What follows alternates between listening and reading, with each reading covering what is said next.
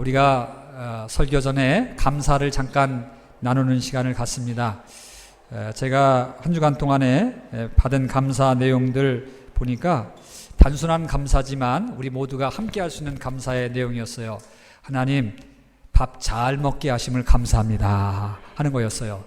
우리는 주신 음식에 대해서 감사하고 또 먹는 거에 대해서는 감사를 못할 때가 있거든요. 근데 사실은 주신 음식에도 감사를 하지만 음식을 먹을 수 있는 능력이 우리 안에 있어야 됩니다. 그런 건강이 주어지지 않으면 아무리 좋은 음식이 있다 할지라도 삼킬 수가 없습니다. 먹을 수 있다고 하는 건강이 나에게 주어졌다고 하는 것, 이것이 너무나도 감사한 겁니다. 그래서 우리 모두가 이렇게 먹을 수 있는 음식을 소화시킬 수 있는 능력에 대해서 매 순간순간마다 밥상 앞에서뿐 아니라 음식을 먹을 때마다 하나님, 먹을 수 있는 은혜 주신 거 감사합니다. 그래서 감사를 충만하게 이뤄가야 될 줄로 믿습니다.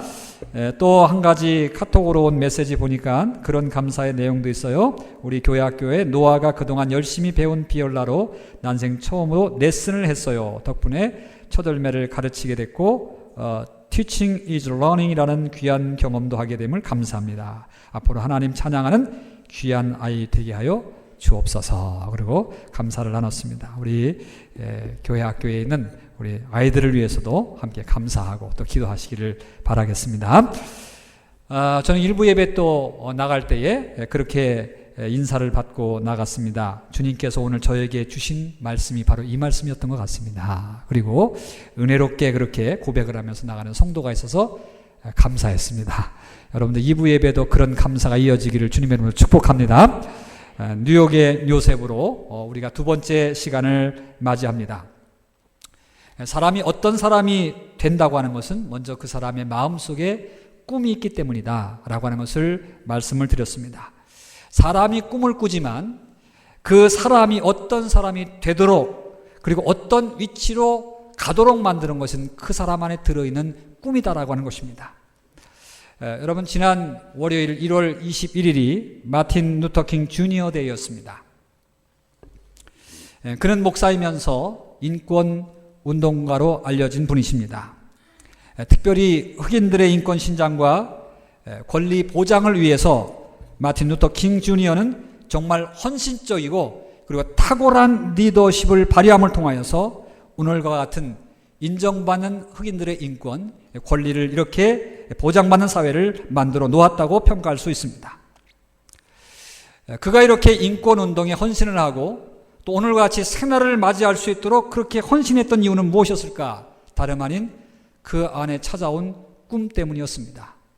사람을 차별하는 것, 이 컬러에 의해서 사람을 차별대우하는 것, 이것은 아니라는 겁니다.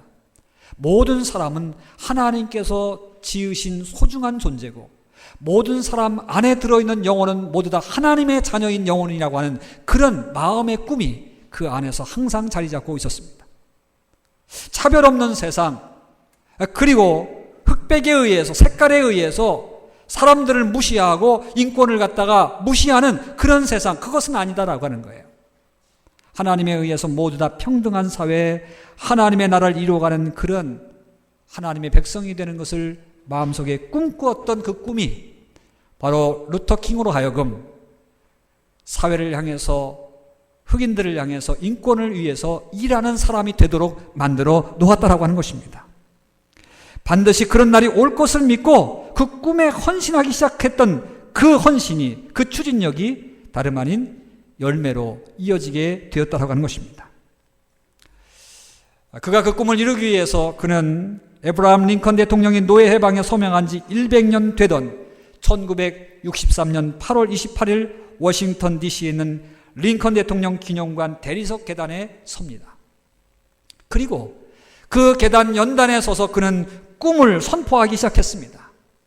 그 마음속에 들어온 그 꿈을 노래하고 사람들에게 외치기 시작했습니다. 그 외침이 여러분들이 너무나도 잘 알고 있는 I have a dream이라고 하는 그런 연설이었습니다. 루터킹 주니어의 날, 지난 월요일을 우리가 기념하면서 한번 그 연설의 내용 가운데 일부를 제가 여러분들에게 소개를 하면 이렇습니다. 여기에 온 많은 사람들이 시련과 크나큰 고통 때문에 참여한 것에 대하여 저는 주목하고 있습니다. 여러분 중 일부는 좁은 감방으로부터 밖으로 나왔습니다. 여러분 중 일부는 자유에 대한 요구가 학대의 폭풍에 의해 유린당하고 공권력의 만행이란 바람에 비틀거리게 했던 곳에서 왔습니다. 창조적인 고통의 베테랑들이십니다.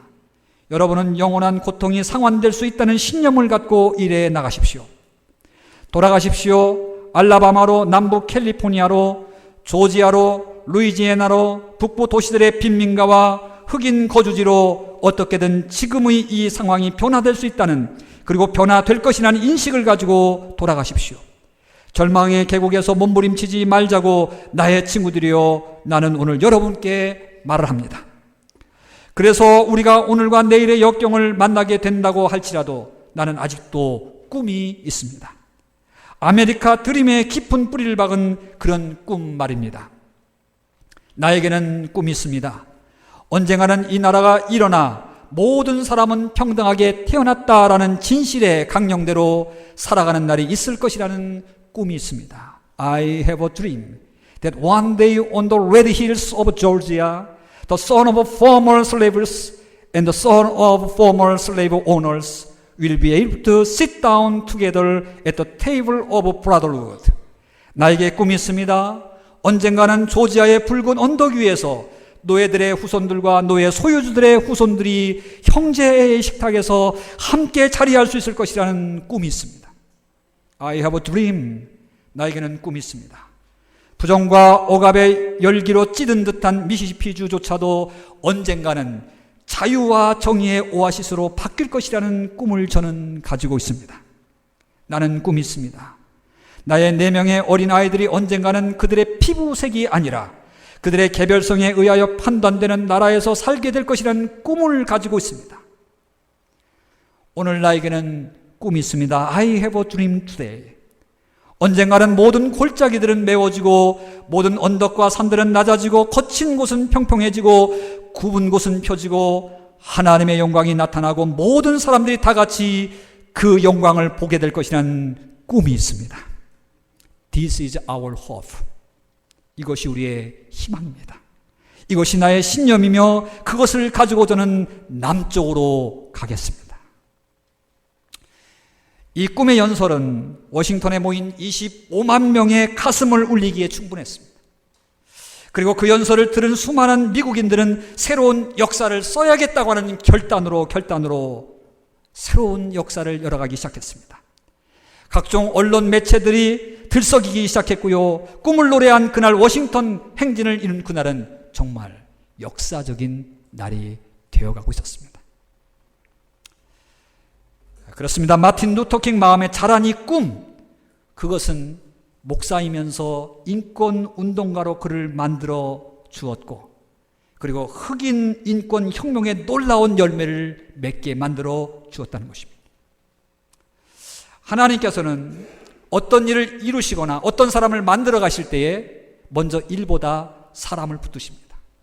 그리고 그 사람 안에 꿈을 심어줘서 꿈이라고 하는 하나님께서 원하시는 거룩한 꿈, 희망의 꿈, 선한 꿈을 심어주셔서 그 사람을 만들어가고 그 일을 성취해 가시는 줄로 믿습니다. 지난 시간 우리는 하나님께서 17세 되는 청소년 요셉에게 꿈을 주신 사건에 대해서 말씀을 나눴습니다. 형들이 모여있는 그런 곡식단, 10명의 형들을 상징하는 곡식단들이 다 요셉에게 절을 하는 꿈이었습니다. 또 해와 달과 별들이 요셉에게 절을 하는 그런 꿈을 꾸었습니다. 그 꿈의 의미는 다름 아닌 요셉이 리더십을 갖게 될 것이라고 하는 그런 꿈이었습니다. 10명의 형들이 있었지만은 생전 그런 꿈을 꾸지 못했지만은 요셉은 10명의 형들을 제치고 내가 이 가정의 리더가 될 수 있다, 형들의 리더가 될 수 있다, 미래의 리더가 될 수 있다고 하는 그런 꿈을 가슴에 품기 시작했다는 것입니다. 하나님은 그런 꿈을 요셉에게 넣어줬다라고 하는 것이에요. 그때부터 그는 꿈을 키워가기 시작합니다. 요셉은 마음속에 꿈을 간직합니다. 그 씨앗을 가꾸기 시작합니다. 꿈이 들어온 사람은 함부로 행동하거나 꿈이 들어온 사람은 쉽게 좌절하지 않습니다. 그래서 그는 노예로 팔려갔을 때도 그 노예로 팔려간 그 집안에서 보디발 장군의 집안에서 가정 총무가 됩니다. 가정을 이끌어나가는 가정 집사가 됩니다. 가장 노예들 가운데 최고의 우두머리가 되어서 그 가정을 이끌어 나가는 리더십을 발휘했던 사람이 바로 요셉이었다는 겁니다. 그는 감옥에 갔습니다. 감옥에 가면 사람들에게 죄인 취급받고 그리고 아무것도 아닌 그냥 죄인으로 살아가야 됩니다. 그런데 거기서 인정받습니다. 그래서 전옥들에게 열쇠를 받아가지고 죄수들을 관리할 수 있는 그런 위치에 섭니다. 그는 감옥에 가서도 리더십을 발휘하게 됩니다. 마지막에 가서는 그는 비록 감옥에서 그렇게 보장받을 수 없는 미래의 시간을 살고 있었지만 결국 그는 하나님의 섭리에 의해서 애굽의 총리로 세움을 받게 되고 나라와 민족을 다스리는 리더로 우뚝 서게 됐던 것을 보게 됩니다. 요셉이 애굽의 총리가 될 수 있었던 것은 17살 때 품었던 그 꿈 때문이었습니다. 그 꿈을 가지고 그 꿈의 씨앗을 잘 간직하고 키워갔을 때 그는 온 나라와 민족을 다스릴 수 있는 리더로 우뚝 서게 되었다는 것입니다. 여러분, 하나님은 우리에게 꿈을 주셔서 그 꿈을 이루도록 성취하도록 이끌어 나가시고 꿈을 주셔서 하나님의 비전을 온전하게 만드시는 우리 하나님이신 줄로 믿습니다. 여러분, 우리가 모두는 마음속에 자그마한 꿈이든 큰 꿈이든 그래도 하나님께서 주신 선한 꿈들이 있을 줄 압니다. 우리 가정을 향해서, 자녀들을 향해서, 또 나 자신을 향해서, 또 교회를 향해서, 또 사회를 향해서, 내가 일터에서 그래도 선한 꿈들이 있을 거예요. 하나님께서 주신 꿈들이 있을 거예요. 여러분들이 기도하면서 주시는 그런 꿈들이 마음속에 들어와 있을 거예요. 저는 그 꿈들을 우리 모두가 잘 가꿔야 된다고 봅니다. 그래서 꿈의 열매를 맺어야 될 줄로 믿습니다. 그런데 중요한 것은 우리에게 다가온 이 꿈들, 하나님께서 작게든 크든 또 금방이든 미래든 주신 이 꿈들을 이루어가기 위해서, 성취하기 위해서 반드시 먼저 우리가 깨달아야 될 사실이 있다는 것입니다. 꿈 성취 이전에 우리가 반드시 기억해야 될 사실이 있는데, 그것은 첫째는 이 꿈을 성취하기 이전에 먼저 우리는 현실의 법과 꿈은 충돌할 수 있다는 것입니다. 오늘 본문에서도 보면 요셉이 형들에게 자기의 꿈을 말을 합니다. 힘주어 말을 합니다. 자신감 있게 말을 했습니다. 그런데 그 꿈을 들은 형들로부터 어떤 반응을 얻게 되나요? 와, 동생, 그런 꿈을 꿨어? 야, 너 정말 훌륭하게 되겠구나. 아, 너 정말 우리 가정에 뭔가 리더십 잘 발휘해가지고 뭔가 좀 큰일을 좀 하겠구나. 격려받았나요? 성경에 있는 말씀 보니까 37장 8절에 그렇게 말합니다. 그의 형들이 그에게 이르되 네가 참으로 우리의 왕이 되겠느냐? 참으로 우리를 다스리게 되겠느냐? 하고 그 꿈과 그 말을 인하여 그를 더욱 미워하였더니 그럽니다. 형들의 반응은 분명했습니다. 막내인 내가 어떻게 우리의 리더가 될 수 있겠느냐는 것입니다. 뜬구름 같은 소리, 실현 불가능한 것 같은 그런 소리는 하지도 말라는 겁니다. 이 못된 놈, 현실도 제대로 보지 않고. 사실은 그 당시에 문화적인 것을 바라볼 때 장자의 서열이 분명했습니다. 모든 재산권은 장자에게 넘어갔습니다. 리더십이 장자에게 다 주어져 있는 그런 시대입니다. 그런데 10번째 아들인 요셉이, 11번째 아들인 요셉이 자기가 최고의 장자권을 가지고 가정을 이끌어 나갈 수 있다라고 하는 이 말은 정말 뜬구름 같은 소리요. 현실 불가능한 소리요. 교만한 소리일 수밖에 없었던 것입니다. 그래서 형들로부터 꾸지람을 당하게 되고 그리고 충돌하게 되었던 것입니다. 미움을 받게 되었던 것입니다. 왜요? 분명한 것은 현실 불가능한 꿈이었다는 것입니다. 그렇습니다, 여러분. 꿈을 가지고 있는 사람은, 또 꿈을 말하는 사람은, 우리가 가지고 있는 꿈을 펼치려고 하는 사람은 반드시 현실의 벽과 부딪히는 순간순간들이 있다는 것입니다. 우리 자녀들을 바라볼 때도, 우리가 자녀들을 바라볼 때 꿈을 가지고 바라본다면 낙심되는 부분들이 더 많이 올 거예요. 에이, 그냥 저놈 저렇게 살면 되지 뭐. 그냥 네 멋대로 생긴 대로 살아라. 그리고 그냥 알아서 살라. 그렇게 내버려 두는 부모는 마음이 편해요.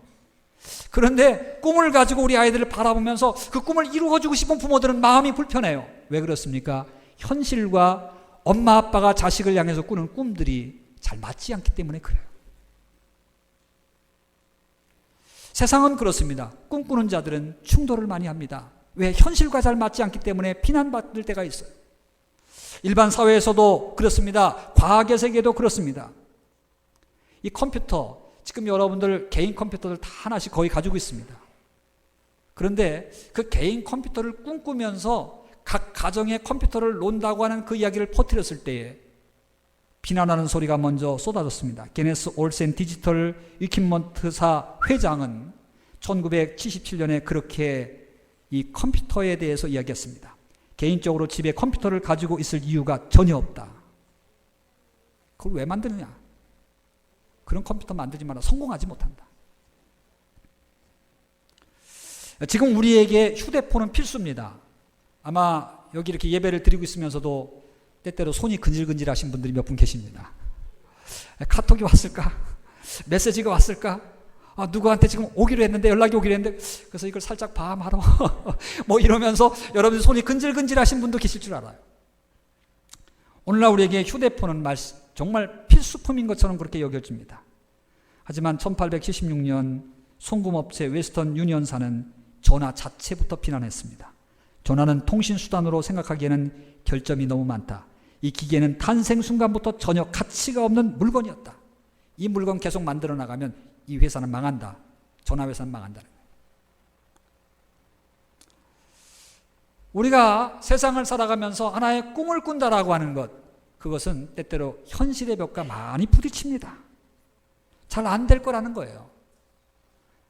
이거는 성공 가능성이 없을 거라는 겁니다. 쓸데없는 짓인 것 같다는 겁니다.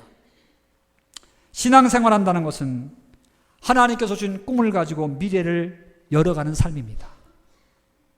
그런데 하나님께서 준 꿈들은요, 때때로 뜬구름처럼 여겨질 때가 있습니다.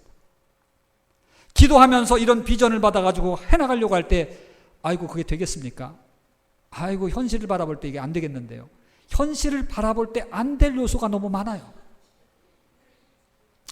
제가 그 전에 우리 이민교회를 처음 시작할 때 퀸즈에 있는 메스패스에서 미국 교회를 빌려서 교회를 시작을 했습니다. 이미 있었던 교회지만 좀 많이 디클라인 돼서 그 교회에 가서 다시 이제 교회를 일으켜 세우는 일을 했습니다. 조금 지나니까 아이들이 많아졌습니다.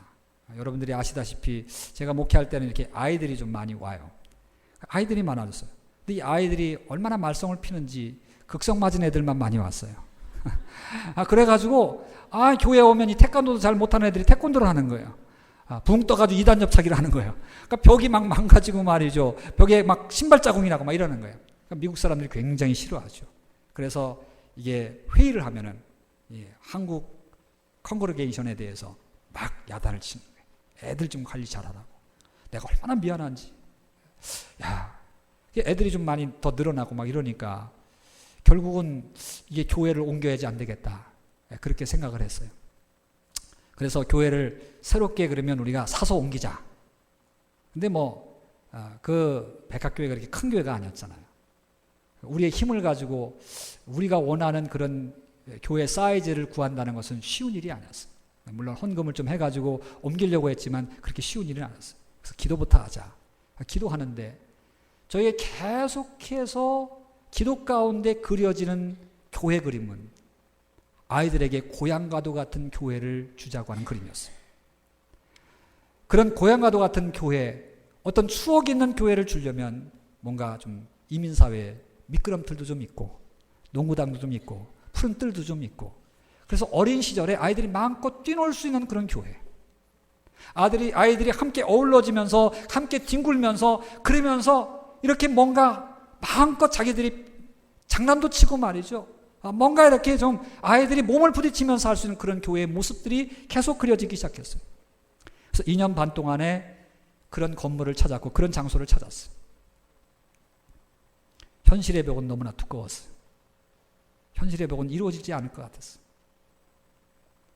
여러분, 그러한 교회를 뉴욕에서 찾는다고 하는 게 어찌 쉽겠습니까?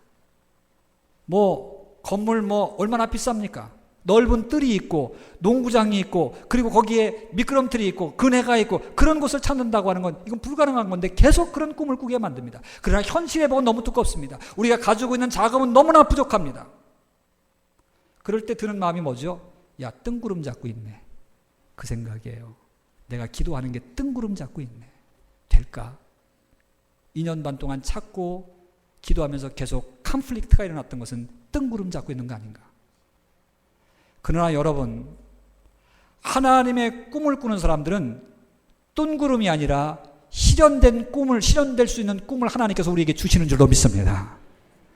우리가 하나님 안에서 꾸는 꿈, 선한 꿈, 그리고 하나님의 뜻을 이루려고 하는 그런 비전은요, 하나님께서 책임졌어요.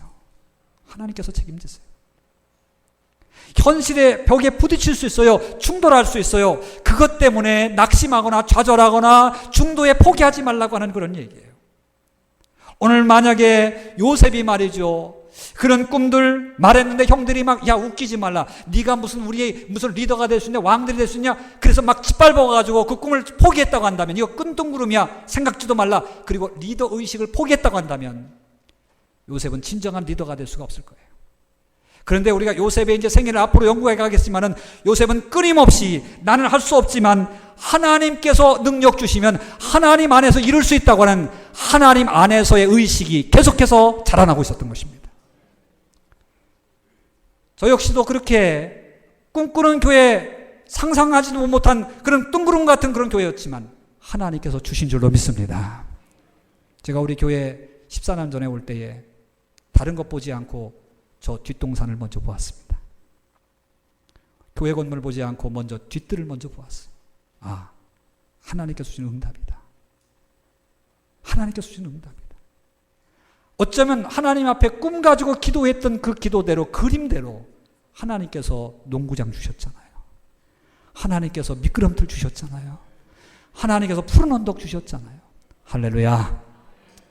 여러분, 우리의 계산 가지고 현실의 벽에 부딪혀가지고 충돌한다고 그걸 갖다 포기하거나, 에이, 이거는 안 될 거야, 그럼 미리 좌절한다면 하나님의 꿈은 이루어지지 않습니다. 그러나 충돌을 뚫고 가야 됩니다. 어려움을 뚫고 가야 됩니다. 사랑하는 성도 여러분, 오늘 우리들에게 하나님께서 주신 꿈이 있거든 충돌하는 것을 두려워하지 마시기 바랍니다. 어려움과 여러 가지 힘든 일이 있다 할지라도 충돌하려니 그렇게 생각을 하고 주의 일을 할 때 때때로 어려움이 있다 할지라도 하나님께서 원하시면, 하나님께서 이루실 꿈이라면 하나님께서 책임지십니다. 그리고 우리가 달려갈 수 있는 믿음의 사람 되어야 될 줄로 믿습니다. 여러분들, 우리가 성경을 보면 그렇습니다. 지금 오늘 우리들은 기독교가 제일 많이 메인 종교로 자리 잡고 있는 세상 속에서 살아갑니다. 기독교 인구가 제일 많습니다. 온 세계에 복음이 각 처소에 들어가고 있습니다. 그런데 그 일이 어떻게 해서 시작됐나요? 저 강원도 땅, 한국의 강원도 땅보다 더 적은 이스라엘이라고 하는 그 나라, 거기에 한 마국간에 온 정말 보잘것없는 예수라고 하는 그런 어린아기, 그 아기의 탄생부터 시작이 됩니다. 거기서부터 복음이 외쳐지게 되고, 거기서부터 십자가의 사건이 일어나게 되고 부활의 사건이 일어납니다. 그리고 부활하신 예수님께서 예루살렘에서 제자들을 모아놓습니다. 모아놓고 예수님께서 비전을 던져놓으십니다. 뭐라고요? 너희에게 성령이 임하시면 너희가 권능을 받고 예루살렘과 온 유대와 사마리아와 땅끝까지 이르는 내 증인이 되리라 라고 하는 비전을 던져주십니다. 여러분, 보잘것없는 직업을 가지고 있었던 사람들입니다. 그들은 대단한 지식인들이 아니었습니다. 허접한 지식인들이었습니다. 그런데 그들에게 준 비전은 너무나도 크고 아름답고 귀하고 가치 있는 것이었습니다. 그들의 수준과 맞지 않는 비전을 주님께서는 던지셨습니다. 왜? 주님은 그들만을 보신 것이 아니라 그들에게 무엇이 오면, 성령님께서 오시면, 하나님의 권능이 주어지면 이를 감당할 수 있으리라고 하는 것입니다. 주님께서는 그들에게 비전의 씨앗을 심어주셨습니다. 그리고 너희 힘만을 가지고 하는 것이 아니라 주님께서 오셔서 권능을 가지고 일할 것이라고 하는 그런 분명한 약속을 해주셨습니다.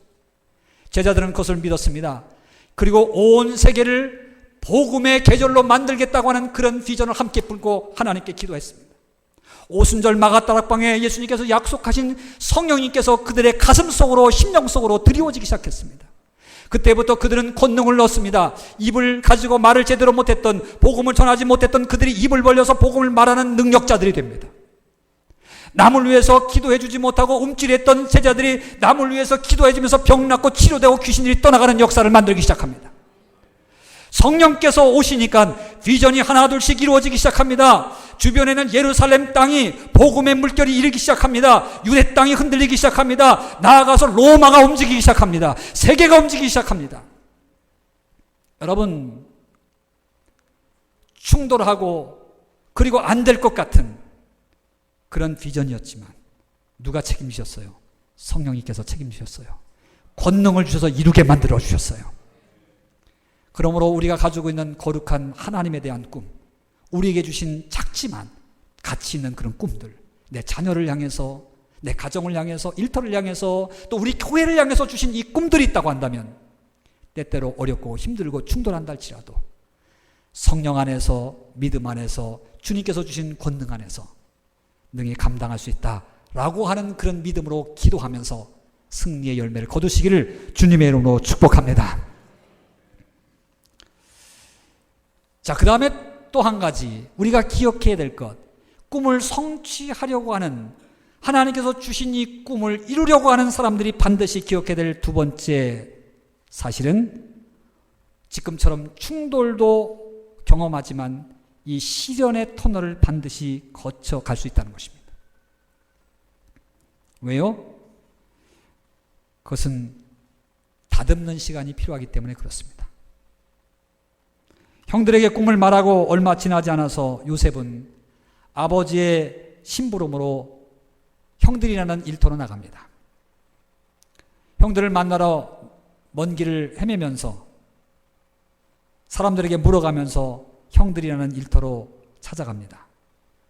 모처럼 만에 아우가 형들이라는 일터로 방문을 왔으니 얼마나 기쁘겠어요.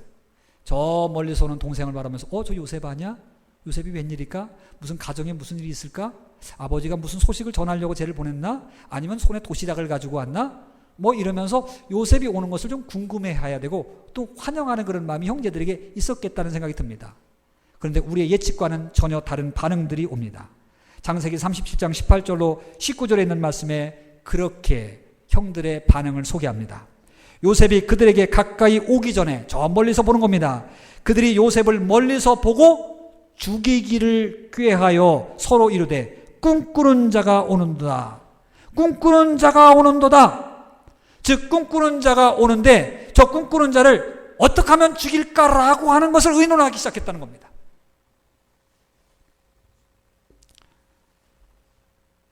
꿈을 꾸고 꿈을 이루려고 하는 요셉에게 첫 번째 닥쳤던 것은 다름 아닌 엄청난 시련이었습니다.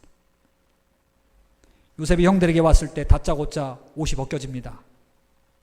그리고 뭔가 죽일 일을 막 꾀하고 뭐 정말 어떻게 해볼래다가 그래도 조금 선량한 형제들이 있어서 야 죽이지는 말자. 그래서 그 곁에 있는 우물 속으로 그를 떠뜨립니다.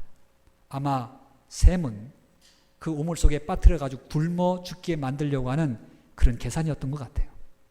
요셉을 우물 속으로 빠뜨려 버립니다. 옷이 벗겨지고 그리고 우물 속에 빠쳐져서 곧 죽을 날을 기다립니다. 성경에 보니까 살려달라고 요셉이 막 외쳤습니다. 형님들 왜 그러십니까? 저를 좀 살려주세요. 이러시면 안 됩니다. 막 애원을 합니다. 그런데 형들은 냉정합니다. 거기서 우물 곁에서 앉아가지고 점심을 먹고 있습니다. 여기선 살려달라고 동생이 애걸복걸 하는데 앉아서 아무런 느낌 없이 밥을 먹고 있습니다. 그러다가 아라비아 상인이 지나가는데 야 여기다 그냥 이렇게 시끄럽고 여기 놔가지고 괜히 또 우리가 이렇게 마음 상하게 되는 것보다는 그래도 생명만은 살려주는 게 좋지 않을까? 그렇게 생각을 해서 구덩이에서 요셉을 다시 빼가지고 노예로 팔아먹습니다. 노예로 팔려가는 이 요셉의 모습, 손이 묶여가지고 짐승처럼 끌려가는 요셉의 모습. 그때 요셉은 형들에게 눈물로 호소했다고 합니다. 형님들 저를 갖다가 이렇게 팔아먹지 마세요. 저를 좀 구해주세요. 저 한 번만 봐주세요. 막 그러면서 애고를 하는 거예요. 여러분 귀한 자식 귀하게 자랐던 요셉, 한 번도 어려움을 경험하지 않았던 요셉이 갑작스럽게 당했던 이 순간은 너무도 큰 충격이었을 겁니다.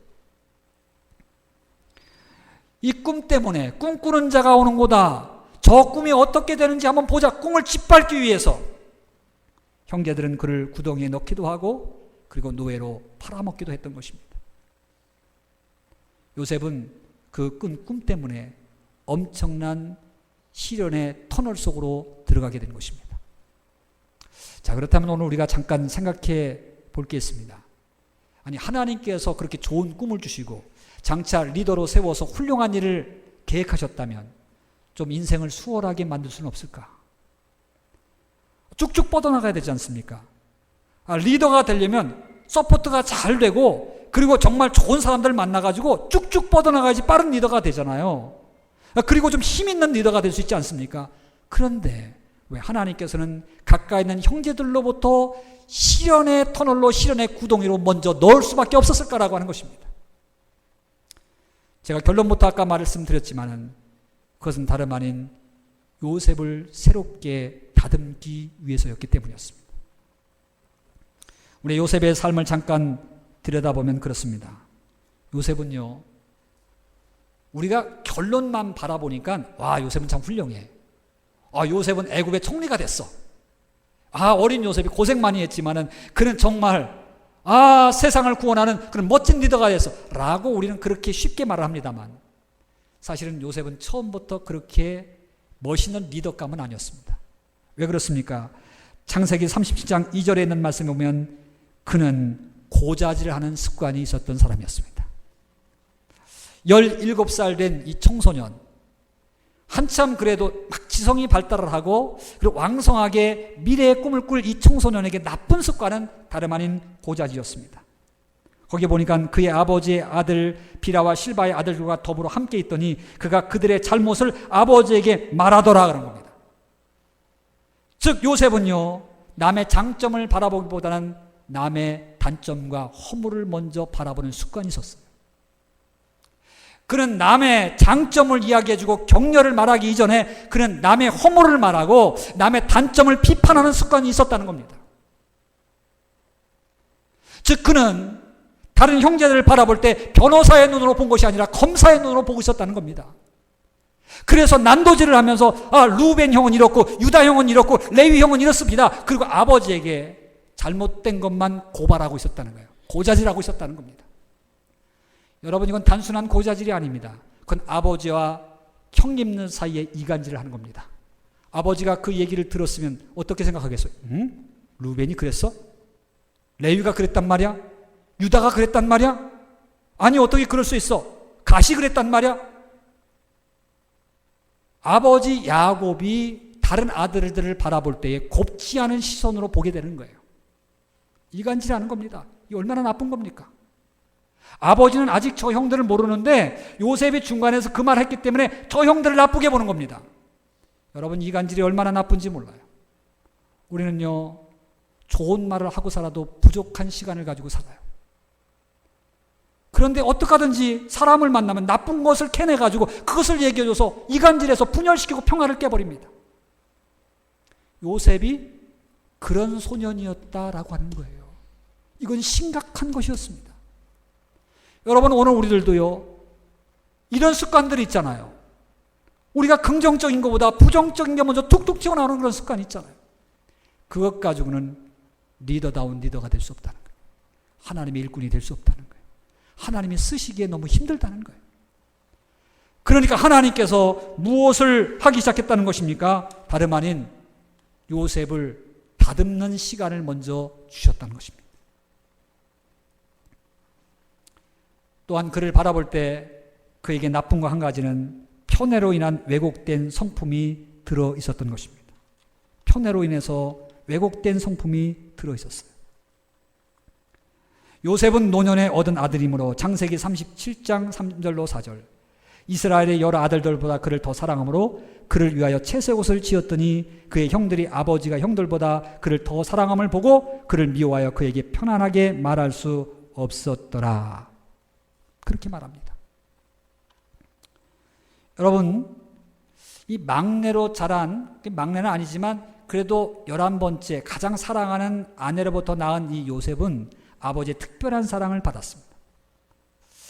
우리 외동 아들, 딸들, 하나밖에 없는 아들, 딸들, 여러분들이 그런 사람이거나 아니면 여러분들이 그런 자녀를 키운다고 생각해보면 걔들의 성품이 좀 어떻습니까? 조금 남다른 거 있잖아요. 남다른 거 있어요. 지밖에 몰라요. 아주 고집이 세요. 질투도 많아요. 귀하게 자랐기 때문에요, 남 배려하지 않습니다. 오늘 요셉을 가만히 보니까요, 남을 배려하는 것들이 별로 없어요. 왜 그렇지요? 오늘 말하는 꼬락서니를 보니까 그래요. 이 말하는 거 가만히 보세요. 여러분들 만약에 자기 꿈을 갖다가 꾸고 꿈을 갖다가 얘기할 때에 형들을 조금 배려한다고 생각해 보세요. 아, 내가 이런 꿈을 꿨는데 형님들이 나한테 절을 합디다. 아, 형님들이 나를 절을 합디다. 엄마 아빠도 나를 절을 합디다. 이런 얘기를 한다고 할 때에 형님들의 마음이 어떨까? 먼저 생각이 있는 놈이라면 그렇게 말하지 않았을 거예요. 그런데 막 말합니다. 거침없이 말합니다. 앞뒤 안 가리고 말합니다. 형들의 마음이야 분이 일어나든지 미움이 일어나든지 앞뒤 안 가리고 그냥 팍팍 말해버리는 겁니다. 자신감 있게 말하는 겁니다. 왜요? 배려할 줄 모르는 거예요. 자기가 생각하는 대로 이것이 옳다 그러면 그냥 말해버리는 거예요. 자기가 이거라 생각하면 그냥 주장하는 거예요. 그는 입이 가벼운 사람이었어요. 그는 남에 대한 배려 없이 막 말하고 거침없이 말했던 그것이 좋은 습관이 아님에도 불구하고 그는 그렇게 물들어 있었다는 것입니다. 또는 그는 이 꿈을 갖다가 말하는 것을 보면은 그는 올라가는 데만 포커스가 되어 있습니다. 즉 형들이 나한테 절할 거야. 엄마 아빠의 그런 별들, 엄마 아빠의 그 해와 달, 별들 이 모든 것들이 나한테 절할 거야 라고 됐지 끝납니다. 그는 내가 리더가 될 거야. 나는 최고로 높은 사람이 여기에만 집중이 되어 있던 거예요. 그러니까 교만했던 거예요. 자기 자랑에 빠져있던 사람이요. 나는 이런 사람이 될 거다라고 하는 자기 자랑, 이것이 그의 마음을 막 움직이는 가장 큰 에너지가 되고 있었던 거예요.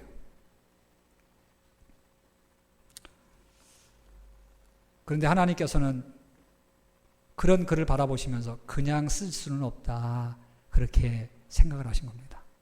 내가 꿈을 준 그 사람은 그 꿈을 성취하기 위해서 그 성취보다 더 중요한 것이 성숙되어져 가는 것이 하나님의 뜻이라는 겁니다. 여러분, 오늘 우리들은요, 꿈을 성취하는 데만 집중하지 말고 꿈을 성취할 수 있는 성품이 내 안에서 자라고 있는가라고 하는 것을 진단해 봐야 돼요. 하나님께서 왜 이렇게 구덩이에 빠뜨리고 노예로 끌려가게 만들고 요셉으로 하여금 시련의 터널을 통과하게 만드셨느냐라고 하면 성취 이전에 먼저 성품을 가꾸기 위해서 하나님께서는 이와 같이 시련의 터널을 허락해 주셨다는 것입니다. 사랑하는 성도 여러분, 그렇습니다. 하나님은 일을 이루시는 것도 중요하지만 일을 이루려고 하는 여러분들을 더 소중하게 여기시는 줄로 믿습니다. 그래서 우리가 하나님의 사람으로 좀 더 온전하게 되기를 원하는 거예요.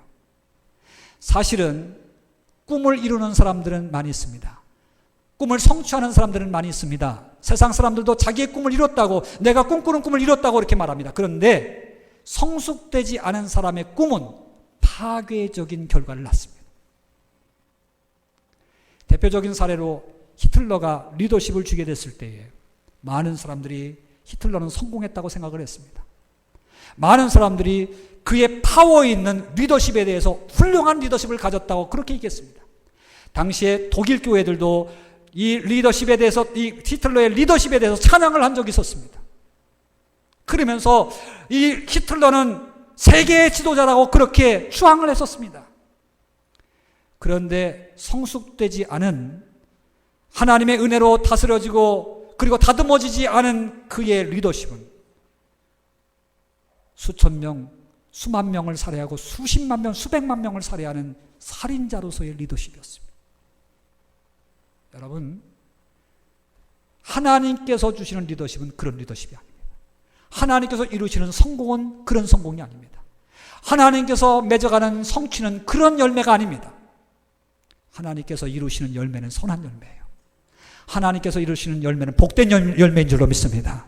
하나님께서 만들어 가시는 그러한 은혜와 하나님께서 만들어 가시는 결과들은 많은 사람들을 덕 있게 만드시고 많은 사람들을 복 있게 만드시고 많은 사람들을 함께 행복하게 만드시는 것인 줄로 믿습니다.